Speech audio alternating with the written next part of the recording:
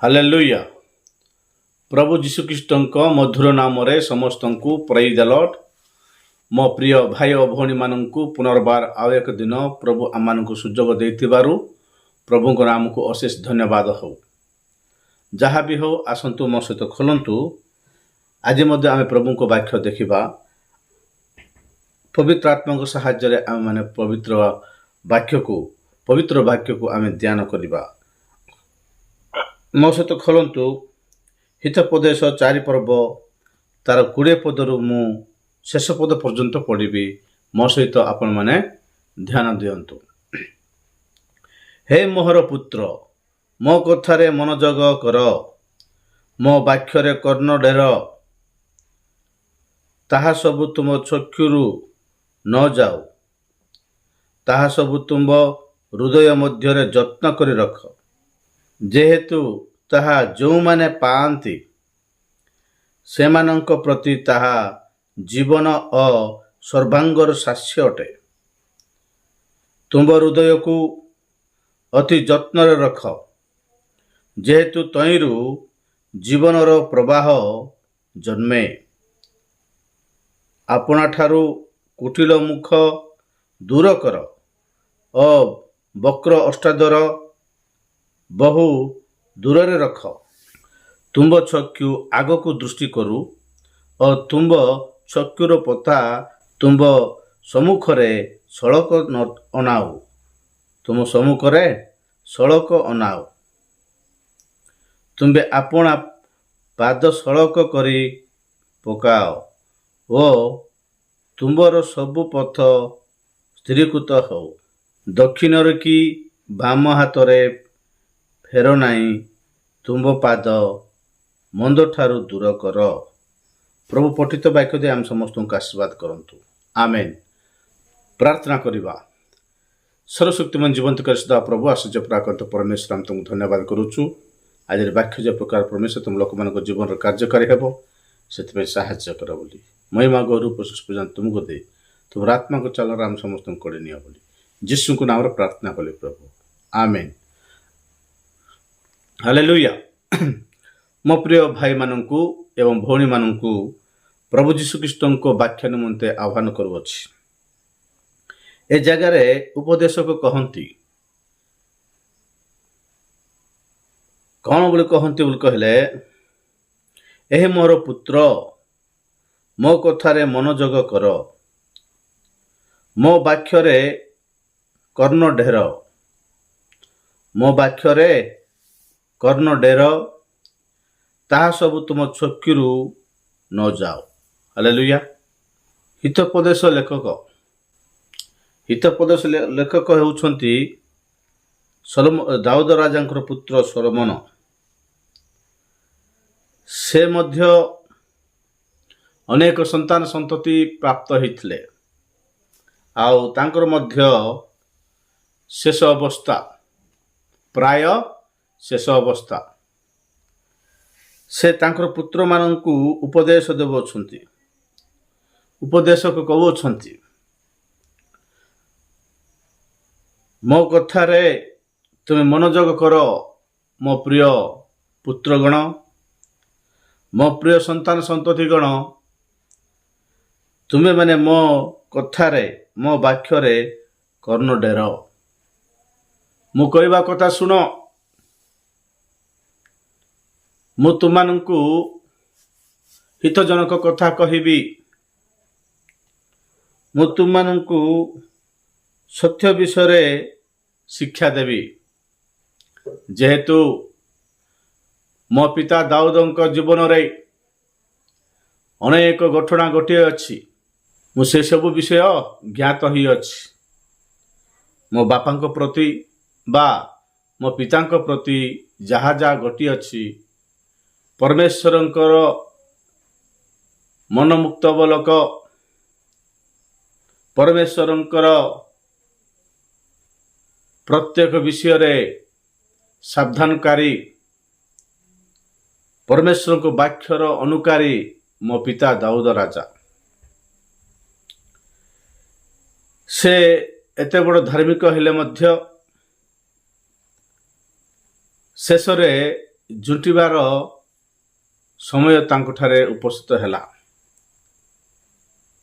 ମୋ ପିତା ଦାଉଦ ରାଜା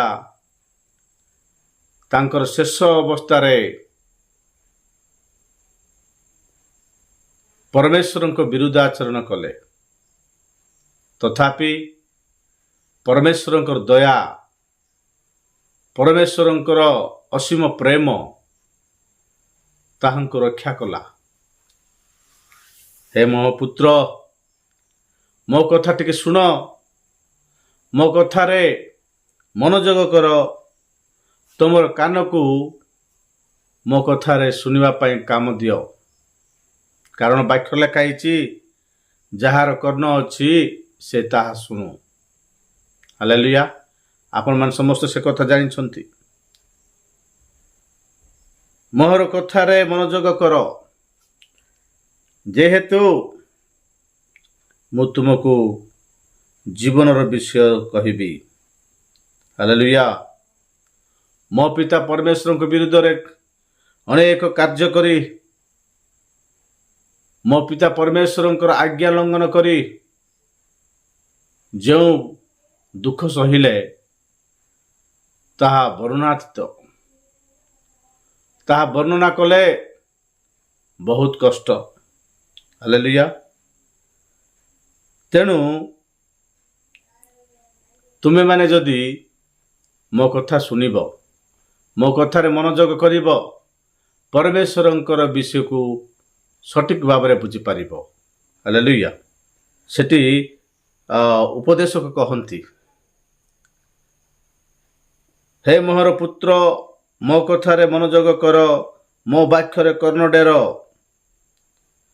ତାହା ସବୁ ତୁମ ଚକ୍ଷୁରୁ ନ ଯାଉ, ତାହା ସବୁ ତୁମ ହୃଦୟ ମଧ୍ୟରେ ଯତ୍ନ କରି ରଖ। ହାଲେଲୁୟା। ମୁଁ କହିବା କଥା ଗୁଡ଼ାକ, ମୁଁ କହିବା ବାକ୍ୟ ଗୁଡ଼ାକ ତୁମେ ଯାହା ଯାହା ଶୁଣୁଅଛ ସେ ସବୁ ବିଷୟ କ'ଣ କର, ତୁମ ହୃଦୟ ମଧ୍ୟରେ ଯତ୍ନ କରି ରଖ।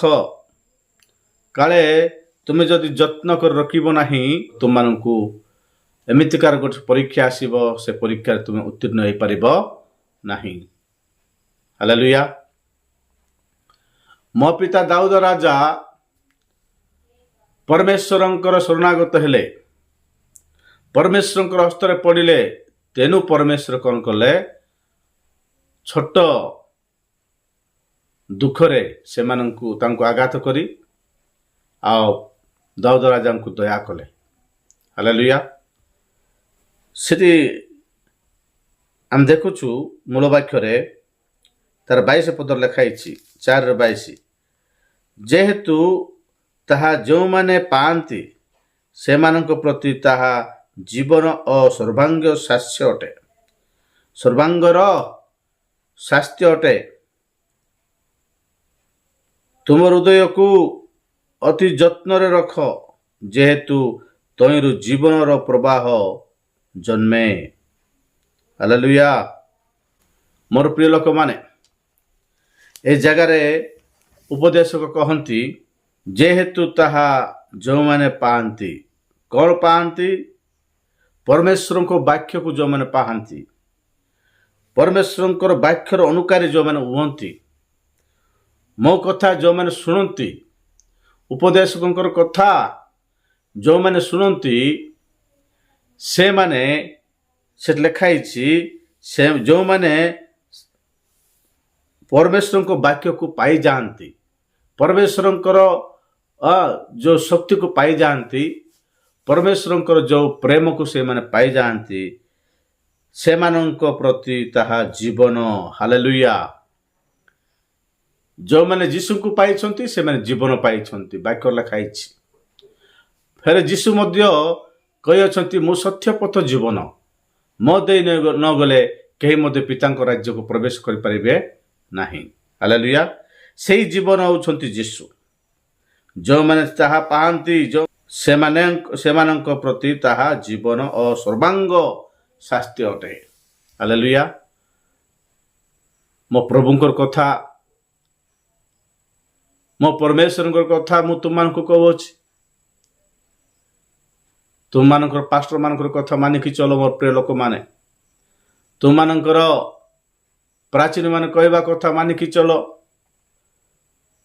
ବାକ୍ୟ ଆମମାନଙ୍କୁ କ'ଣ କହୁଅଛି, ବାକ୍ୟ ଅନୁସାରେ ଯଦି ସେମାନେ କହୁଅଛନ୍ତି ତାହେଲେ ତାହାଙ୍କର ବଶୀଭୂତ ତୁମେ ହୁଅ। ହାଲେଲୁୟା। ତାହାଙ୍କ ବଶୀଭୂତ ହେବ, ମଣ୍ଡଳୀର ଆଦର୍ଶ ହେଇକି ଜୀବନଯାପନ କରିବ, ତାହେଲେ ତୁମମାନଙ୍କୁ ତାହା ସ୍ୱାସ୍ଥ୍ୟଜନକ ହେବ। ହାଲେଲୁୟା। ତାହା ଜୀବନଦାୟକ, ତାହା ଜୀବନ ଅଟେ ଓ ସର୍ବାଙ୍ଗ ସ୍ୱାସ୍ଥ୍ୟ ଅଟେ। ଯେଉଁମାନଙ୍କର ସର୍ବାଙ୍ଗ ସ୍ୱାସ୍ଥ୍ୟ ଥିବ, ଯେଉଁମାନଙ୍କର ହୃଦୟରେ ଜୀବନର ଝର ବହୁଥିବ, ସେମାନେ କ'ଣ କରନ୍ତି? ତାଙ୍କ ହୃଦୟକୁ ଅତି ଯତ୍ନରେ ରଖନ୍ତି। ହାଲେଲୁୟା। ଉପଦେଶକ କହୁଛନ୍ତି ତାଙ୍କ ପୁତ୍ରଗଣକୁ, ଉପଦେଶକ ତାଙ୍କର ପିଲାମାନଙ୍କୁ କହୁଅଛନ୍ତି, ହେ ମୋର ପିଲାମାନେ ମୋର କଥା ଶୁଣ, ହେ ମୋର ସନ୍ତାନ ସନ୍ତତିମାନେ ତୁମ ହୃଦୟକୁ ଯତ୍ନ କରି ରଖ। ତୁମ ହୃଦୟରେ ଖରାପ ବିଷୟ ପ୍ରବେଶ କରିବାକୁ ଦିଅ ନାହିଁ। ତୁମେମାନେ ଯଦି ମୋ କଥା ଶୁଣିବ, ସେଇ କଥା ଗୁଡ଼ାକ, ସେଇ ବାକ୍ୟ ଗୁଡ଼ାକ ତୁମମାନଙ୍କର ଜୀବନ ସ୍ୱରୂପ ହେବ ଏବଂ ତୁମମାନଙ୍କର ସର୍ବାଙ୍ଗ ସୁସ୍ଥ ରହିବ, ତୁମମାନଙ୍କର ସର୍ବାଙ୍ଗ ସୁସ୍ଥ ହେବ। ହାଲେଲୁୟା।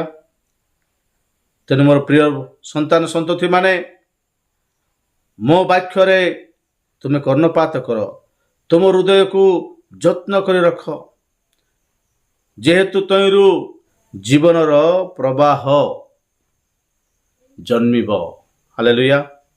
ଜୀବନର ପ୍ରବାହ ତୁମ ହୃଦୟରୁ ଜନ୍ମିବ, ତୁମେ ଯଦି ତୁମ ହୃଦୟକୁ ଯତ୍ନ କରି ରଖିଲେ।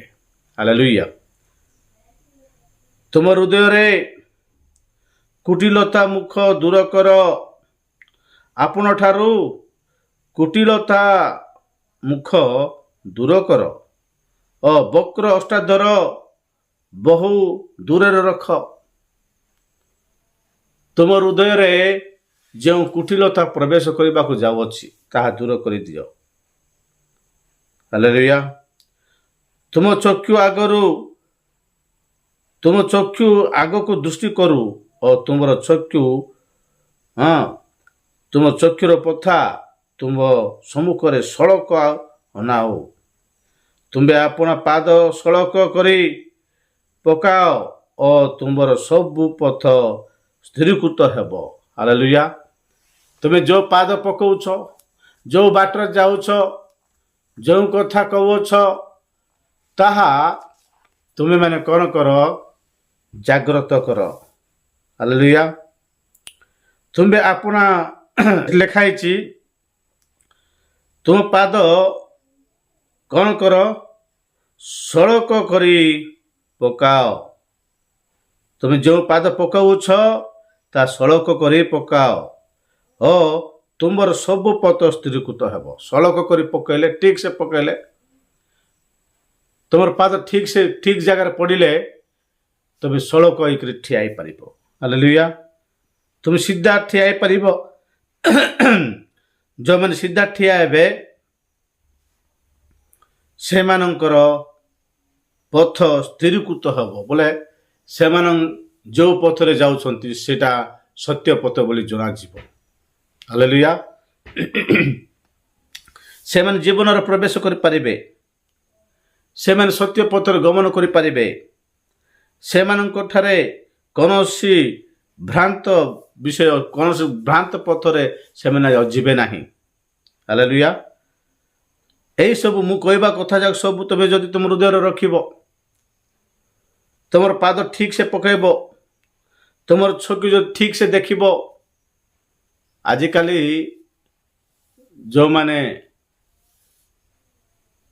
ମୋବାଇଲ ଦୁନିଆ, ଯେଉଁମାନେ ଯାହା ଦେଖୁଛନ୍ତି, କିନ୍ତୁ ଦେଖୁ କେତେ ଗୁଡ଼ାକ ଦେଖୁଛନ୍ତି, ତାହା ଭୟଙ୍କର ଅଟେ। ଏଠି କହୁଅଛନ୍ତି ଉପଦେଶକ, ତୁମେ ଯାହା ଦେଖୁଅଛ ତାହା ପ୍ରତି ସାବଧାନ। ହାଲେଲୁୟା। ତୁମେ ସଲଖ କରି ଅନାଇବାକୁ ଚେଷ୍ଟା କର। ପରମେଶ୍ୱରଙ୍କ ବାକ୍ୟକୁ ଅଣାଇବାକୁ ଚେଷ୍ଟା କର। ପରମେଶ୍ୱରଙ୍କ ପଥରେ ଚାଲିବାକୁ ଚେଷ୍ଟା କର। ମୁଁ ତୁମମାନଙ୍କୁ ମୋର ବିଧି ବିଧାନ ଦେଇଅଛି, ମୋର ଆଇନ କାନୁନ ଦେଇଅଛି, ସମସ୍ତ ବ୍ୟବସ୍ଥା ତୁମମାନଙ୍କୁ ଦେଇଅଛି।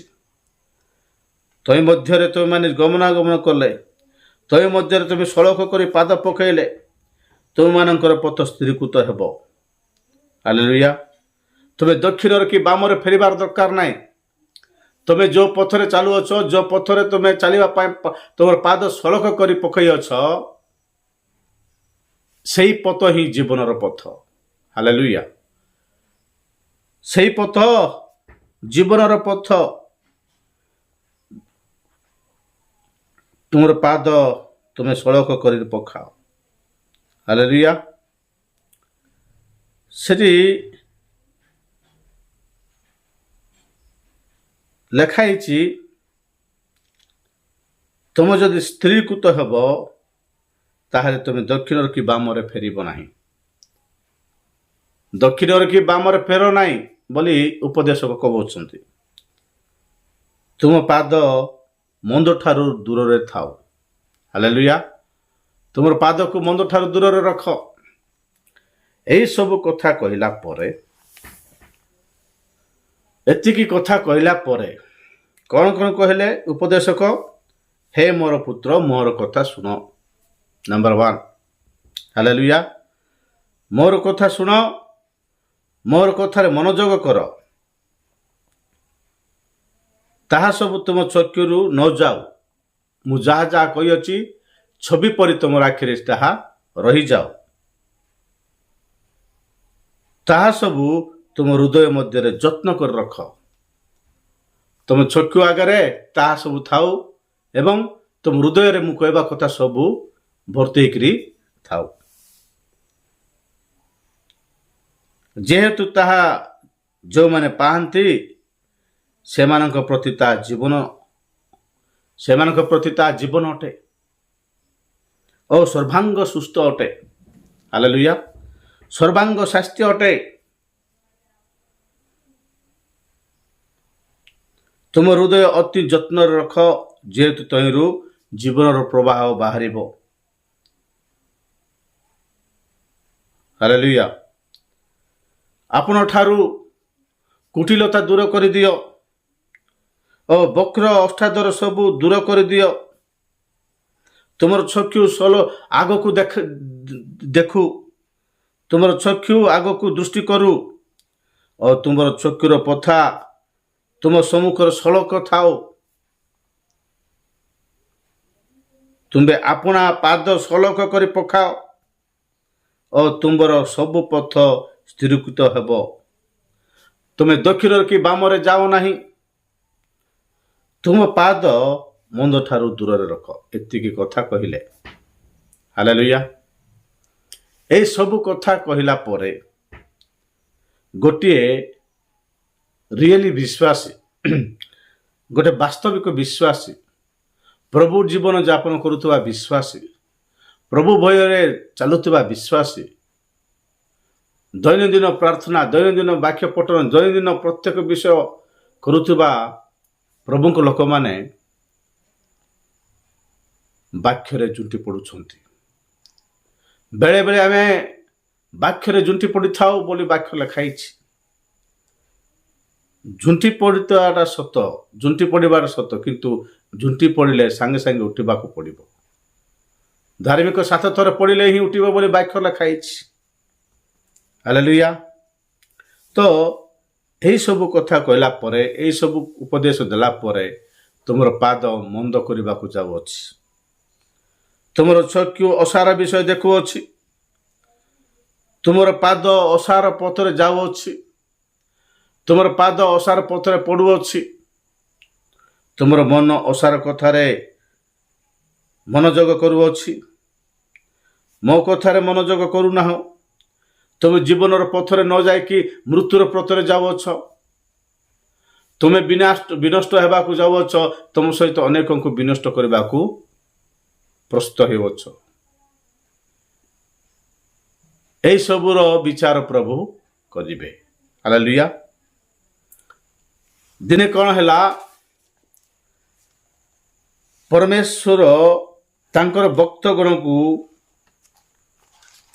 ଆଶୀର୍ବାଦ କଲେ। ହାଲେଲୁୟା। ପରମେଶ୍ୱର ତାଙ୍କର ଭକ୍ତଗଣକୁ, ତାଙ୍କର ବିଶ୍ୱାସଗଣକୁ ଆଶୀର୍ବାଦ କରି ପରମେଶ୍ୱରଙ୍କ ରାଜ୍ୟରେ ଅଂଶ ଗ୍ରହଣ କରିବା ପାଇଁ ଅଧିକାର ଦେଲେ। ପରମେଶ୍ୱରଙ୍କର ଶାସନ ସକଳ ତାଙ୍କ ଲୋକମାନଙ୍କୁ ଜଣାଇବା ପାଇଁ, ପରମେଶ୍ୱରଙ୍କର ବିଧିବିଧାନ, ପରମେଶ୍ୱରଙ୍କର ବ୍ୟବସ୍ଥା ତାଙ୍କ ଲୋକମାନେ ପାଳନ କରନ୍ତୁ ଏବଂ ତାଙ୍କର ଉତ୍ତରାଧିକାରୀ ହୁଅନ୍ତୁ ବୋଲି ପରମେଶ୍ୱର ସମସ୍ତ ବିଷୟ ତାଙ୍କ ଲୋକମାନଙ୍କୁ ଦେଲା ପରେ ସେମାନେ ପରମେଶ୍ୱରଙ୍କର ବିରୁଦ୍ଧ ଆଚରଣ କରିବା ସହିତ ପରମେଶ୍ୱରଙ୍କ ଠାରେ ଚାଲିବାଟା ମଧ୍ୟ ବନ୍ଦ କରୁଛନ୍ତି। ଯେଉଁ ପାଦ ସଳଖ କରି ପକାଅ ବୋଲିକରି ପ୍ରଭୁ କହିଲେ, ସେ ପାଦକୁ ବକ୍ର କରି ପକାଉଛନ୍ତି, ସେ ପାଦକୁ ଭୁଲ ବାଟରେ ପକାଉଛନ୍ତି।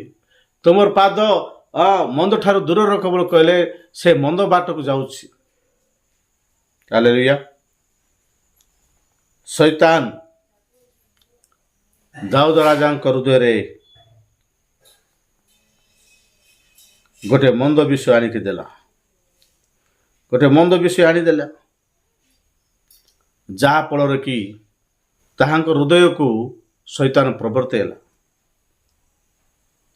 ଯାହା ଫଳରେ ପରମେଶ୍ୱରଙ୍କୁ ବିରୁଦ୍ଧ ଆଚରଣ କରି ବସିଲେ। ତାଙ୍କେ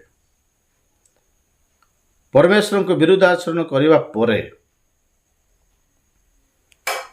70,000 ଲୋକଙ୍କର ଜୀବନ ମାନେ ନଷ୍ଟ ହେବାର କାରଣ ହେଲେ। ସେ 70,000 ଲୋକମାନେ ମରିଗଲେ। ମହାମାରୀ ପରମେଶ୍ୱରଙ୍କ ଖଡ୍ଗ ଦ୍ୱାରା ସେମାନେ ହତ ହେଲେ। ମୋ ପ୍ରିୟ ଲୋକମାନେ,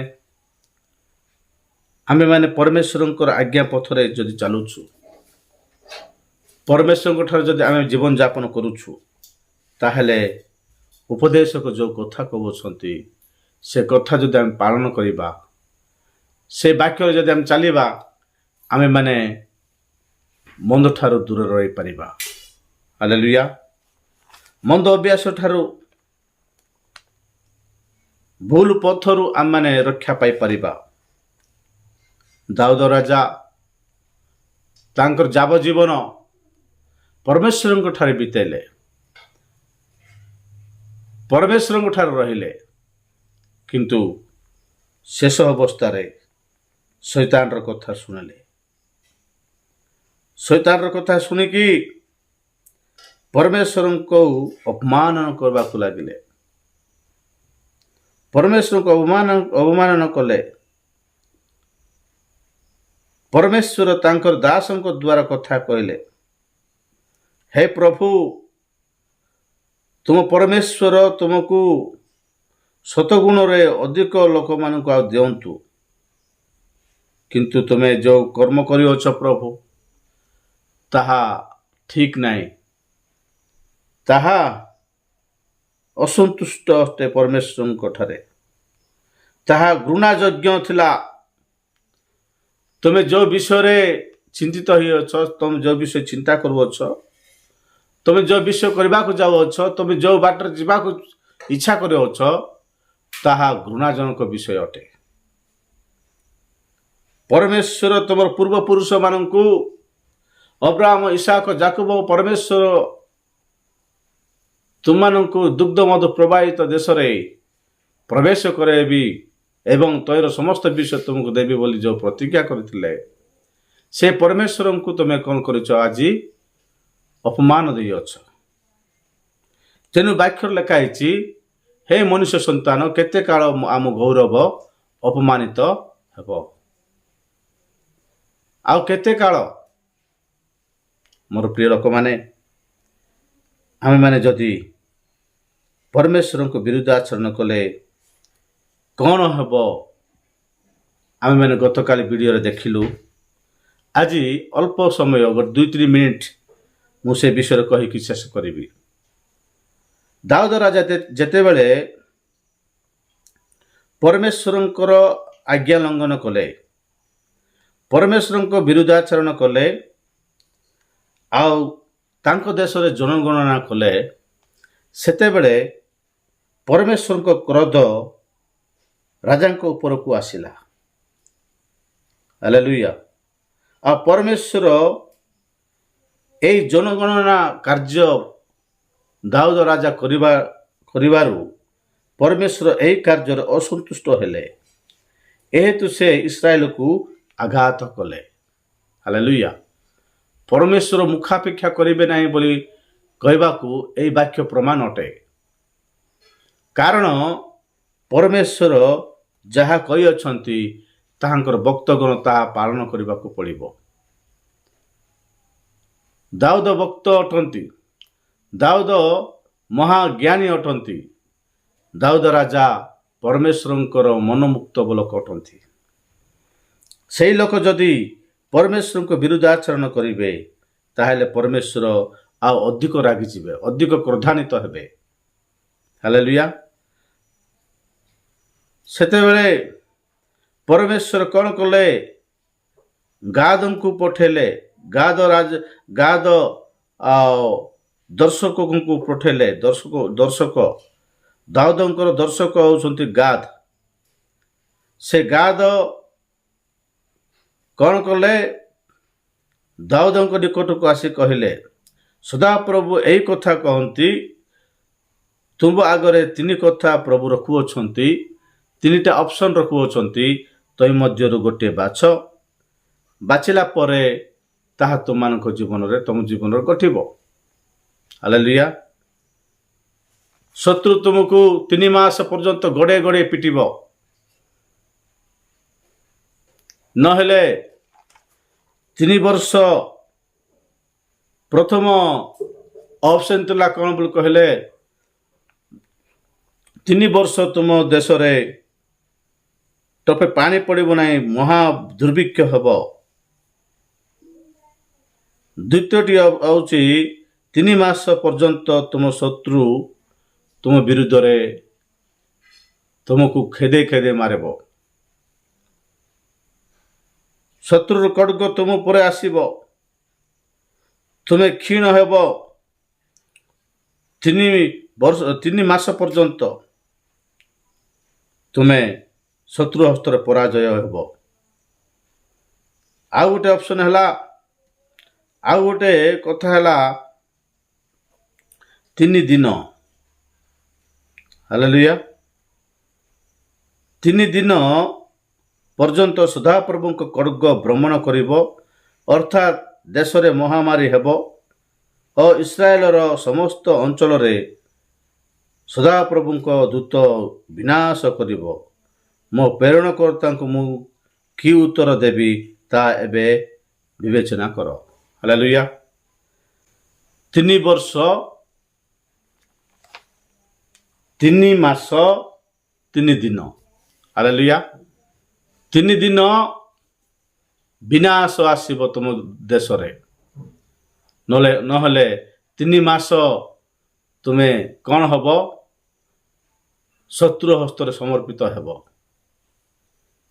ନହେଲେ 3 ବର୍ଷ ତୁମ ଦେଶରେ କୌଣସି ବିଷୟ ପାଚିବ ନାହିଁ, କୌଣସି ଚାଷବାସ ହେବ ନାହିଁ, କୌଣସି କାର୍ଯ୍ୟ ତୁମ ଦେଶରେ ହେଇପାରିବ ନାହିଁ, ଯେହେତୁ ପରମେଶ୍ୱର ବୃଷ୍ଟି ଦେବେ ନାହିଁ। ହାଲେଲୁୟା। କୋଉଟା ଦରକାର ମହାରାଜା? ମୋତେ ପ୍ରଭୁ ପଠେଇଛନ୍ତି, ତାଙ୍କୁ ମୁଁ କ'ଣ କହିବି କୁହନ୍ତୁ ବୋଲି କହିଲେ। ହାଲେଲୁୟା। ସେତେବେଳେ ଆଉ ଦାଉଦ ରାଜା କହିଲେ, ମୁଁ ମହାପାପ କରିଅଛି, ହେ ପ୍ରଭୁ ମୋତେ ଦୟା କର। ପରମେଶ୍ୱରଙ୍କ ନିକଟରେ ପ୍ରାର୍ଥନା କରିବାକୁ ଲାଗିଲେ। ଶୈତାନର କଥା ଶୁଣିବା ବେଳେ ଆଉ ଶୈତାନର କଥା ଅନୁସାରେ ଚାଲିବା ବେଳେ, ମନ୍ଦ ପତ୍ର ଗଲା ବେଳେ କ'ଣ ହେଇଥିଲା? ତୁମେ ତ ପରମେଶ୍ୱରଙ୍କର ମନମୁକ୍ତ ଲୋକ, ଏବେ ଶୈତାନର କଥା ଶୁଣିକରି ବିପଦ ନିଜ ଉପରକୁ ଆଣିଲ। ଶୈତାନର ବାଟରେ ଚାଲିକରି ମୃତ୍ୟୁକୁ ତୁମେ ଆପଣେଇଲ। ଶୈତାନର କଥା ଶୁଣିକରି 70,000 ଲୋକଙ୍କର ଜୀବନକୁ ବିପଦରେ ପକେଇଲ। 70,000 ଲୋକ ମରିଗଲେ, ତାକୁ କାରଣ ତୁମେ ହିଁ ତୁମକୁ ହିସାବ ଦେବାକୁ ପଡ଼ିବ। ତେଣୁ ପରମେଶ୍ୱର କହୁଛନ୍ତି ଯଜ୍ଞ ବେଦୀ ନିର୍ମାଣ କର, ପରମେଶ୍ୱରଙ୍କ ଉଦ୍ଦେଶ୍ୟରେ ଅମ ବଳି ମଙ୍ଗଳାର୍ଥକ ବଳି ସବୁ ଅର୍ପଣ କର ଆଉ ପରମେଶ୍ୱରଙ୍କ ନିକଟରେ ପ୍ରାର୍ଥନା କର। ସେତେବେଳେ ପରମେଶ୍ୱର କ'ଣ କରିବେ? ତୁମ ଦେଶର ଦୁର୍ଭିକ୍ଷ, ମହାମାରୀ, ବିଭିନ୍ନ ପ୍ରକାର ରୋଗ ସମସ୍ୟା ସବୁ ଦୂର କରିବେ। ମୋର ପ୍ରିୟ ଲୋକମାନେ, ଆଜିର ବାକ୍ୟ ଅନୁସାରେ ଆମେମାନେ ଜୀବନଯାପନ କରିବା। ଆଜିର ବାକ୍ୟ ଅନୁସାରେ ଆମେମାନେ ପରମେଶ୍ୱରଙ୍କ ନିକଟକୁ ଆସିବା। ପରମେଶ୍ୱର ଆମମାନଙ୍କୁ କେତେ ପ୍ରେମ କରୁଅଛନ୍ତି, ପରମେଶ୍ୱର ଆମମାନଙ୍କୁ କେତେ ଦୟା କରିବାକୁ ଯାଉଅଛନ୍ତି। ଆମେ ଯଦି ଜାଣିକରି ଗାତରେ ପଡ଼ିବା, ଜାଣିକରି ମନ୍ଦ ପଥରେ ଚାଲିବା, ଜାଣିକରି ମନ୍ଦ ବିଷୟ ଦେଖିବା, ଜାଣିକରି ମନ୍ଦ କାମ କରିବା, ତାହେଲେ ନିଜ ପରିବାର ଉପରକୁ, ନିଜ ଉପରକୁ ତାହା ଲେଉଟି ଆସିବ, ଫେରି ଆସିବ, ପାନ୍ଦ ସ୍ୱରୂପ ହେଇଯିବ। ଦାଉଦଙ୍କ ଜୀବନରେ କୌଣସି ଭଲ ବିଷୟ ନଥିଲା। 3 ଗୋଟି କଥା ଗୁଡ଼ାକ ମଧ୍ୟ ବହୁ କଷ୍ଟଦାୟକ ଥିଲା। ପରମେଶ୍ୱରଙ୍କ ବିରୁଦ୍ଧ ଆଚରଣ କଲେ ଏହି ପ୍ରକାର ଦଣ୍ଡ ଗୁଡ଼ାକ ପରମେଶ୍ୱର ପ୍ରେରଣ କରିବେ। ଏହି ପ୍ରକାର ଦଣ୍ଡ ଗୁଡ଼ାକ ପରମେଶ୍ୱର ଦେବେ। ମହାମାରୀ ଦେବେ, ଦୁର୍ଭିକ୍ଷ ଦେବେ, ରୋଗ ଦେବେ, ସମସ୍ୟା ଦେବେ, ବିଭିନ୍ନ ପ୍ରକାର ଭାବରେ ତୁମମାନେ କଷ୍ଟ ପାଇବ। ତେଣୁ ହେ ମୋର ପୁତ୍ର, ହେ ମୋର ସନ୍ତାନ ସନ୍ତତି, ମୋ କଥା ଶୁଣ, ମୋ କଥାରେ ମନୋଯୋଗ ଦିଅ। ମୋ କଥାରେ ଯଦି ଚାଲିବ ତୁମେ ଜୀବନରେ ପ୍ରବେଶ କରିବ। ମୋ କଥାରେ ଯଦି ରହିବ ତୁମ ହୃଦୟକୁ ଯତ୍ନ କରି ରଖିବ, ଅନନ୍ତ ଜୀବନର ଅଧିକାରୀ ହେଇପାରିବ। ମୋ କଥା ଶୁଣି ତୁମେ ଜୀବନରେ ପ୍ରବେଶ କର, କୌଣସି ମନ୍ଦ ବାଟରେ ତୁମେ ଯାଅ ନାହିଁ ବୋଲି ଉପଦେଶକ ଆମମାନଙ୍କୁ ଚେତନା ଦେଉଛନ୍ତି। ପ୍ରଭୁ ଏ ପଠିତ ବାକ୍ୟ ଦେଇ ଆମ ସମସ୍ତଙ୍କୁ ଆଶୀର୍ବାଦ କରନ୍ତୁ। ପ୍ରାର୍ଥନା କରିବା। ସର୍ବଶକ୍ତିମାନ ଜୀବନ୍ତ କରିସୁଧା ପ୍ରଭୁ ଆଶ୍ଚର୍ଯ୍ୟ ପରାକ୍ରାନ୍ତ ପରମେଶ୍ୱର, ଆମେ ଯେ ପ୍ରକାର ପରମେଶ୍ୱର ଆଜି ତୁମର ପ୍ରିୟ ସନ୍ତାନ, ତୁମ ପ୍ରିୟ ଦାସ ଉପଦେଶକ ପ୍ରଭୁ ପରମେଶ୍ୱର ଆମମାନଙ୍କୁ ଯେଉଁ ଶିକ୍ଷା ଦେଇଅଛନ୍ତି, ଯେଉଁ ଶିକ୍ଷା ଆମ ପ୍ରାପ୍ତ ହେଇଅଛୁ ପ୍ରଭୁ, ସେ ଶିକ୍ଷା ଅନୁସାରେ ଯେପରି ଆମେ ଜୀବନଯାପନ କରିବୁ ଏବଂ ଜୀବନର ପଥରେ ଚାଲିବୁ, ଖରାପ ପଥରେ ନ ଚାଲିବୁ, ସେଥିରୁ ସାହାଯ୍ୟ କର। ତୁମ କୃପା ଆମେ ସମସ୍ତଙ୍କୁ କଡ଼େଇ ନିଅ ବୋଲି ମହିମା ଗୌରବ ପ୍ରଶଂସା ତୁମକୁ ଦେଇ ଏ ଶେଷ ଦିନ ମାନଙ୍କର ତୁମର ବାକ୍ୟ ନେଇ ବଞ୍ଚିବୁ, ସେଥିରୁ ସାହାଯ୍ୟ କରିବୁ। ଯୀଶୁଙ୍କ ନାମରେ ପ୍ରାର୍ଥନା କଲେ ପ୍ରଭୁ, ଆମେନ୍। ଆମେନ୍। ପ୍ରେଜ୍ ଦ ଲର୍ଡ। ସମସ୍ତଙ୍କୁ ପ୍ରେଜ୍ ଦ ଲର୍ଡ।